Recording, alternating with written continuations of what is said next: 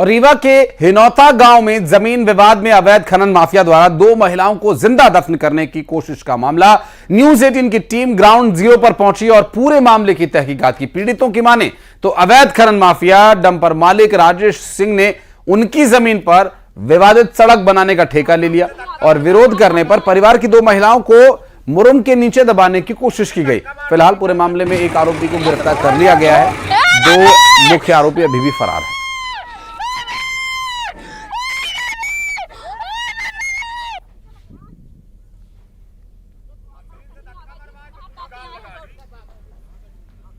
दो तस्वीरें हैं इस वक्त आपकी टीवी स्क्रीन पर आप देख रहे हैं, जहां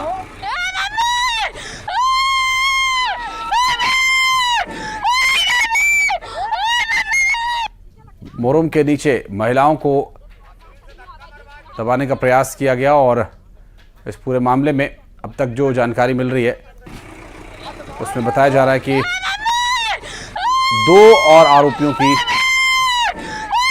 धरपकड़ होनी है, जिनकी तलाश की जा रही है।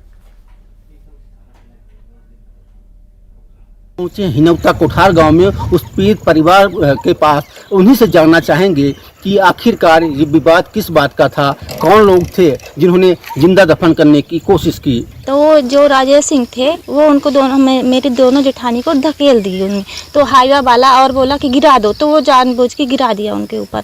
फिर मेरी दीदी लोग वहाँ पे दब गई, एक मेरी दीदी यहाँ से दबी और एक पूरी तरह से दब गई।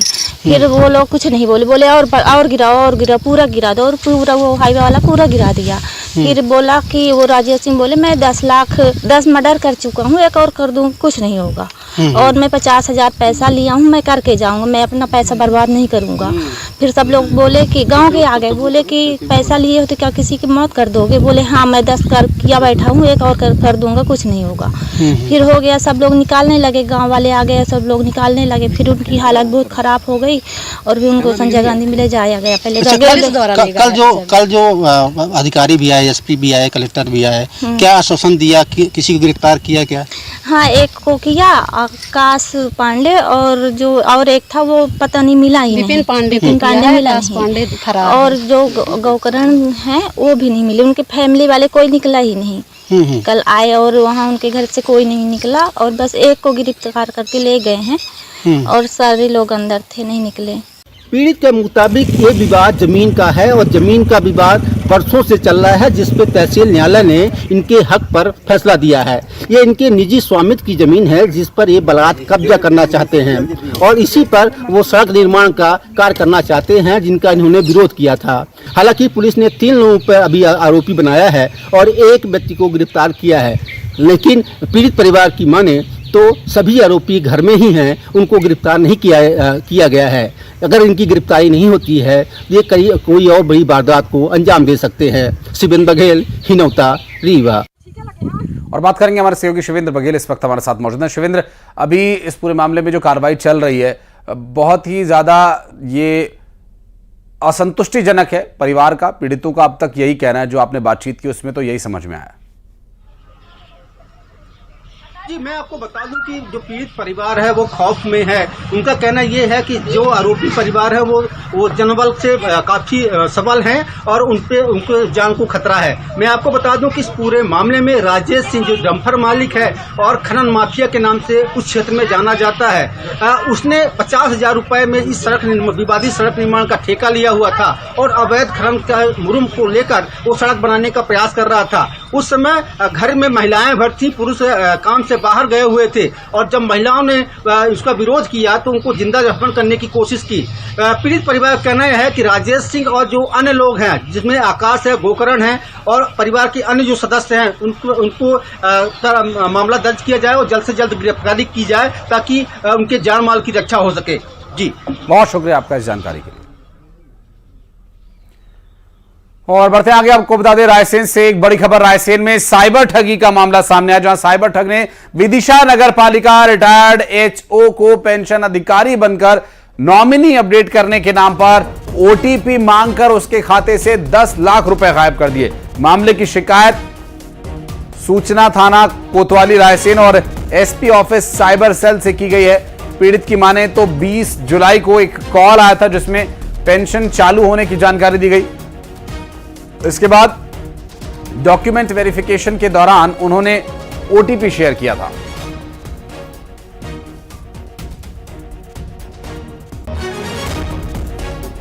व्यक्तिगत जानकारी थी, मेरे से लेके बैंक से लेके और शासन तक, वो उनने पूरी एक एक बात सही मेरे को बताई, तो मेरे को विश्वास हुआ कि भाई हो सकता आज ये वेरिफिकेशन कर रहा है। वो कह रहे आप मंगलवार के रोज या बुधवार के रोज बैंक चले जाना अपनी मैसेज को लेके, तो नामिनी के वहाँ फॉर्म पे दस्तखत होंगे, फॉर्म भर के वहाँ जमा कर दे। एक फोन आया था जिसपे पेंशन अधिकारी बनकर इनके पेंशन से रिलेटेड डॉक्यूमेंट्स लिए गए और नॉमिनी पूछते हुए जो ओटीपी आया है वो धोखाधड़ी लेकर से इनसे पूछ लिया गया और उसके बाद इनके खाते से लगभग 9,83,000 रुपए निकाल लिए गए। इसका आवेदन आज इन्होंने कोतवाली थाने तथा साइबर सेल में दिया है और इसकी जांच की जा रही है। कोतवाली में दिनेश यादव हमारे सहयोगी जुड़ गए इस वक्त फोन लाइन पर। दिनेश, कितनी बार, कितने मंचों से, कितने मौकों पर कहा जाता है ओटीपी किसी से शेयर ना करें, लेकिन फिर भी किसी न किसी तरीके से जालसाज धोखाधड़ी कर ही देते हैं। ये क्या है पूरा मामला? बिल्कुल आशीष, मैं आपको बता दूं, रायसेन जिले के निवासी जो विदिशा से रिटायर एचओ यानी हेल्थ ऑफिसर नगर पालिका में रहे, इनके साथ साइबर ठगी का मामला सामने आया। जिस तरीके से बताया जाए आशीष, बड़ी ही आसानी से और बड़ी ही चालाकी के साथ यहाँ पर जो साइबर ठग हैं इन्होंने पूरी वारदात को अंजाम दिया है। वो पेंशन अधिकारी बनकर पूरी बात करते हैं, पूरे रिटायर्ड अधिकारी के सारी चीजें बताते हैं, उनके रिलेटिव अधिकारियों के नाम बताते हैं, परिवार के नाम बताते हैं। जो सारी जानकारी देने के बाद उनको लगा कि वास्तव में ये विभाग के ही अधिकारी हैं जो पेंशन की यहाँ पर बात कर रहे हैं। नॉमिनी को लेकर उन्होंने यहाँ पर ओटीपी जारी की और ओटीपी उन्होंने बताई जैसे ही, तो 2 बार में उनके जो पैसे कटे हैं खाते से, तो कुल मिलाकर 9,83,000 रुपए की ये बड़ी राशि यहाँ पर ठगी की शिकार यहाँ पर हुई है। लेकिन बड़ा सवाल यही उठता है आशीष, जिस तरीके से तमाम मंचों से तमाम जानकारी यहाँ पर दी जाती है कि किसी को ओटीपी न दें। ये हालांकि अधिकारी रहे हैं, अच्छे अधिकारी रहे और एक्टिव अधिकारी रहे हैं। हमने हमारी बात हुई कुछ अधिकारियों से, उनका कहना है कि कैसे ये शिकार हुए हैं, लेकिन जिस तरीके से साइबर ठगों ने यहाँ पर हुई वारदात को अंजाम दिया है, पूरे मामले के बाद यहाँ पर कोतवाली थाने में यहाँ पर शिकायत दर्ज कराई गई है। लेकिन अभी ये बड़ा मामला निकल के आ रहा है कि जिस तरीके से साइबर ठगों ने पूरी वारदात को यहाँ पर अंजाम दिया है। बाकी लोगों से भी न्यूज 18 नहीं अपील करता है कि ऐसे मामलों में जब ऑनलाइन ठगी का जो समय है काफी तेजी से यहाँ पर चल रहा है और बड़ी ही यहाँ पर जो मामले उजागर हो रहे हैं, इसको लेकर लोगों को भी सतर्क और सावधान रहने की जरूरत है आशीष, ताकि उनके जो पैसे खाते हैं आखिर इन्हें पकड़ने के लिए कैसे और क्या प्रयास किए जा रहे हैं और ये कब तक पकड़ में आ सकते हैं। बहुत बहुत शुक्रिया फिलहाल आपका इस जानकारी की। और बढ़ते आगे आपको बता दें कि केंद्र सरकार ने 18 साल पहले लगाए गए प्रतिबंध को अब रद्द कर दिया है। दरअसल आदेश को रद्द करके आरएसएस के कार्यक्रमों में सरकारी अधिकारियों के शामिल होने पर जो प्रतिबंध था अब उसे खत्म कर दिया गया। केंद्र सरकार के डिपार्टमेंट ऑफ पर्सनल और ट्रेनिंग ने आदेश जारी करते हुए सरकारी कर्मचारियों के राष्ट्रीय स्वयं सेवक संघ की तमाम गतिविधियों में शामिल होने पर लगे प्रतिबंध को हटाने का नोटिफिकेशन जारी कर दिया है। जानकारी के मुताबिक मौजूदा केंद्र सरकार ने पहले की सरकारों में 1966, 70, 80 के उन आदेशों में संशोधन किया है जिसमें कुछ अन्य संस्थाओं के साथ एक आरएसएस की शाखाओं और अन्य गतिविधियों में शामिल होने पर सरकारी कर्मचारियों पर न सिर्फ प्रतिबंध था बल्कि कार्यक्रम में शामिल होने पर कड़ी कार्रवाई का भी प्रावधान था। प्रतिबंध के बाद शामिल होना नियमों का, कानून का उल्लंघन माना जाता था।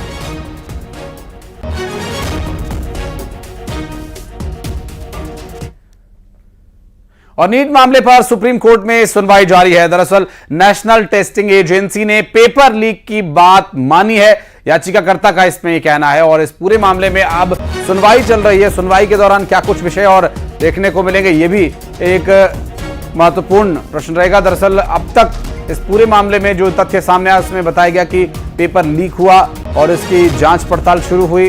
अब कोर्ट में इस पूरे मामले की जो सुनवाई जारी है, नीट मामले पर एनटीए ने पेपर लीक की बात को माना, ऐसा याचिकाकर्ता का कहना है। और इस पूरे मामले में सुनवाई के दौरान कोर्ट क्या कुछ तथ्य कोर्ट के सामने प्रस्तुत किए जाएंगे और कोर्ट की टिप्पणी क्या रहती है, या कोर्ट आगे इस पूरे मामले पर अगली सुनवाई तक इसे ले जाने के दौरान क्या तथ्य और क्या आधार देता है, ये भी देखने का विषय होगा। फिलहाल आपको बता दें कि इस पूरे मामले में याचिकाकर्ता का ये कहना है कि एनटीए यानी नेशनल टेस्टिंग एजेंसी ने इसमें पेपर लीक की बात को माना है। एनटीए ने पेपर लीक की बात को मानकर इसे मजबूती दी है। एनटीए ने ऑल इंडिया रैंक जारी नहीं की याचिकाकर्ता का इसमें यह भी दावा है और कहना है कि ऑल इंडिया रैंक क्यों नहीं जारी की गई, ये भी एक गंभीर प्रश्न है। बहरहाल चूंकि एग्जाम सेंटर के अनुसार जो परिणाम है वो जारी किए गए थे, जब दोबारा परीक्षा हुई अभ्यर्थियों की संख्या भी इसमें कम हो गई थी। हालांकि एनटीए ने पेपर लीक की बात को माना है, ऐसा याचिकाकर्ता का कहना है और दावा किया गया इस पर। नीट मामले में सुप्रीम कोर्ट में सुनवाई जारी है। नेशनल टेस्टिंग एजेंसी ने पेपर लीक की बात को माना और एनटीए ने ऑल इंडिया रैंक जारी नहीं की, ऐसा याचिकाकर्ता का कहना है। दोनों ही बातों को याचिकाकर्ता के द्वारा दावे की तरह रखा गया और नीट में अब आगे क्या स्थिति रहेगी, क्या सुनवाई के दौरान तथ्य सामने आ रहे हैं, ये जानने के लिए चलेंगे हमारे सहयोगी शंकर आनंद के पास, जो इस वक्त हमारे साथ जुड़ गए। शंकर, क्या डिटेल मिल पा रही है? सुप्रीम कोर्ट सुनवाई कर रहा है इस पूरे मामले पर? देखिए, आज सुप्रीम कोर्ट पे नीट यूजी से जुड़े मामले में सुप्रीम कोर्ट में सुनवाई शुरू हो चुकी है और तकरीबन 15-20 मिनट पहले ये सुनवाई जो है शुरुआत हुई है, जिसमें कि आज इस सुनवाई में मुख्य न्यायाधीश justice DY Chandrachud, justice JV Pardiwala और इसके साथ साथ जस्टिस मनोज मिश्रा की बेंच इस मामले की सुनवाई कर रही है। और इस मामले पर जैसे ही सुनवाई शुरू हुई, याचिकाकर्ता के वकील जो है नरेंद्र हुड्डा, उनके द्वारा एनटीए के रिजल्ट ऑनलाइन लेने के तरीके पर आपत्ति जताते हुए कोर्ट को इस मामले की जानकारी दी। देखिए, जिस तरह से इस मामले पर नीट से जुड़े मामले पर 2 दिन पहले रिजल्ट आया और रिजल्ट में कई जो बारीकियों को साफ किया गया था एनटीए के द्वारा, तो उन तमाम बारीकियों में से भी कुछ ऐसे पहलू को आज कोर्ट के सामने रखा गया है कि कहां कहां किन तरह की दिक्कतों का सामना हुआ है, उन तमाम मामलों पर जानकारी दी गई है।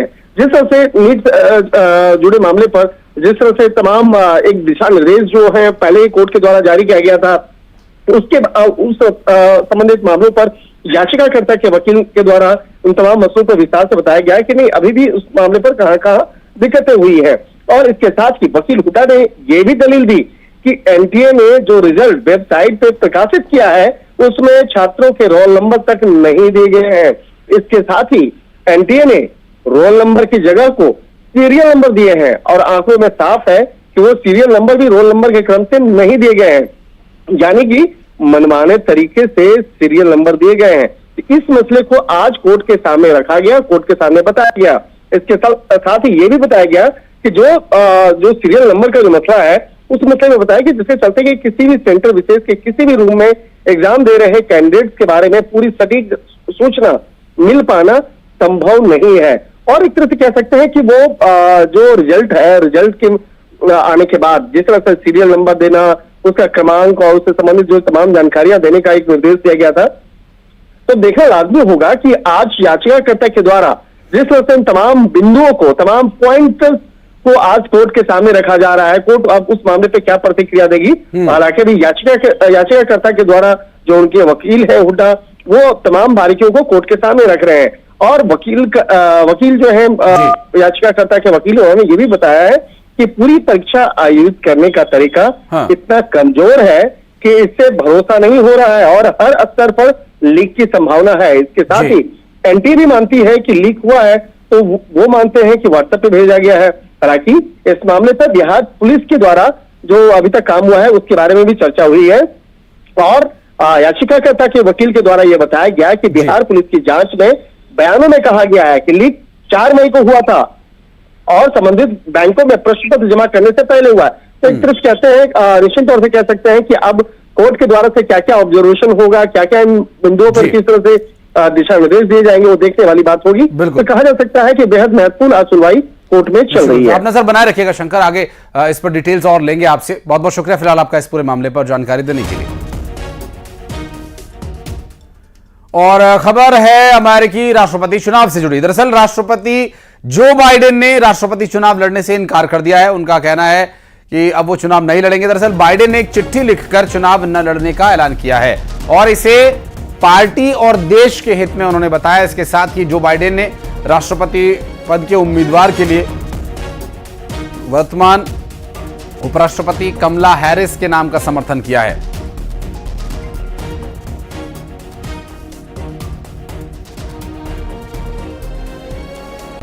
जो बाइडेन इस वक्त प्रेसिडेंट हैं अमेरिका के और वे चुनाव नहीं लड़ेंगे, एक पत्र के माध्यम से उन्होंने स्पष्ट किया है। दरअसल जो दबाव की बात कही जा रही थी पूर्व राष्ट्रपति बराक ओबामा की तरफ से ये दबाव था कि जो बाइडेन चुनाव न लड़ें। हालांकि इसमें कितनी सच्चाई है ये भी स्पष्ट नहीं हो पा रहा। हालांकि कमला हैरिस के राष्ट्रपति पद के चुनाव के लिए, राष्ट्रपति पद के लिए जो बाइडेन ने इस पर उनका नाम आगे किया है और अब देखना होगा कि क्या कमला हैरिस चुनाव लड़ेंगी। हालांकि इस पूरे मामले पर कमला हैरिस की तरफ से जो बातें कही गई हैं उससे भी स्पष्ट है कि वो पूरी तरह से तैयार हैं राष्ट्रपति पद का चुनाव लड़ने के लिए। 3 तस्वीरें इस वक्त हम आपको दिखा रहे हैं। एक जो बाइडेन ने फैसला लिया है और बाइडेन की चिट्ठी भी हम आपको दिखा रहे हैं। साथ ही कमला हैरिस के नाम का जो समर्थन किया गया है और जो बाइडेन ने कमला हैरिस के नाम को आगे करते हुए ये कहा है कि वो इसके लिए सबसे मजबूत दावेदार हैं। अब देखना ये होगा कि अमेरिका के राष्ट्रपति पद के उम्मीदवार कौन होते हैं और कौन जीतता है राष्ट्रपति पद की चुनाव को। बहरहाल अभी जिस तरह से बराक ओबामा की दबाव की बात सामने आई है, बहरहाल अभी तक इस पूरे मामले पर देखना होगा कि आगे उनकी पार्टी क्या निर्णय लेती है। और हरदा में पटाखा ब्लास्ट मामले में पीड़ितों ने आज प्रसिद्ध सद्बुद्धि यात्रा निकाली। दरअसल यात्रा के हंडिया पहुंचने पर पीड़ित भगवान शंकर और मां नर्मदा से प्रशासन की सद्बुद्धि की प्रार्थना करने लगे। और आपको बता दें कि 5 महीने से ज्यादा समय होने के बाद भी पटाखा फैक्ट्री ब्लास्ट के पीड़ितों को न तो मुआवजे की रकम मिली है, न ही उन्हें रहने के लिए मकान ही मिला है। राहत शिविरों में रह रहे पीड़ितों ने मामले में जल्द न्याय दिए जाने की मांग की है।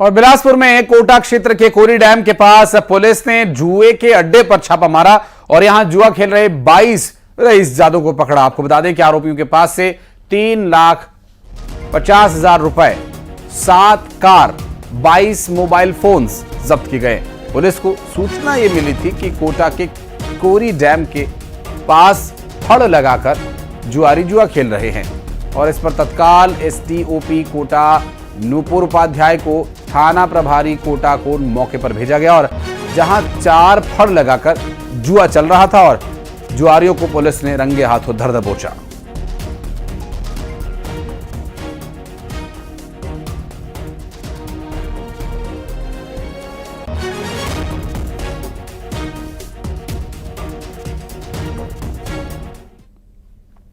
और पेंड्रा में तेज रफ्तार ट्रक पलट गया। आपको बता दें बेकाबू होकर यह ट्रक पलट गया और हादसे में चालक और हेल्पर बाल बाल बचे हैं।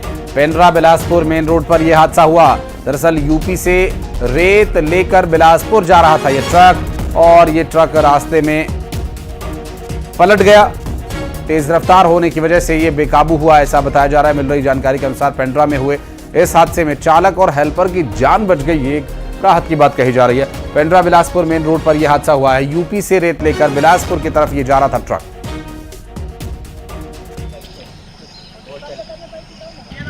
नमस्ते। और खबर है दुर्ग से, जहां मोबाइल टावर पर चढ़कर धमकी देने वाला शख्स एक शातिर चोर है। भिलाई के स्मृति नगर में लाखों रुपए की चोरी कर चुका है। पुलिस की पूछताछ में इस बात का खुलासा हुआ। आरोपी ने अपने साथी के साथ मिलकर 10 लाख रुपए की चोरी की थी। पुलिस के पकड़ने के डर से मोबाइल टावर पर वो चढ़ गया था। टावर में यही चढ़ा था। अरे हाँ यार, तेरे फोटो वीडियो। और यार एक छोटे से ब्रेक के लिए बहुत जल्द लौटते हैं।